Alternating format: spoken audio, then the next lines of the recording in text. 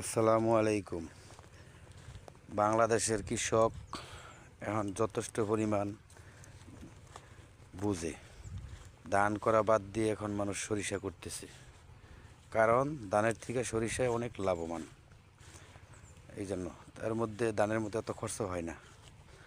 ঠিক তেরমই ধানের শীষ বাদ দিয়ে এখন মানুষ জামাত করতেছে এই কারণেই, কারণ ধানের শীষের মধ্যে এখন শুধু ধানের মধ্যে এখন খেলে পোকা ভাইরাস স্প্রে করতে করতে জীবনটা শেষ হয়ে যায়। প্রতিদিন বিষের দাম কান্দলে বই থাউন লাগে ক্ষেতের পার। ধানের মধ্যে এখন এত ভাইরাস ঢুকছে, তবুও ধান গড়ে আসে না।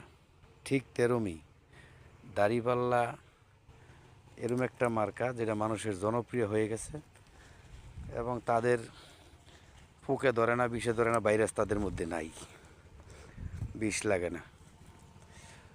আশা করি আপনারা সবাই দাড়িপাল্লায় ভোট দিবেন। ধান চাষ করে এখন লাভ নেই। যেমন ধান বাদ করছি, ধান বাদ করে সরিষা করতেছি, তেরকম ধান বাদ দিয়া দাড়িপাল্লা করবো ইনশাল্লাহ সবাই।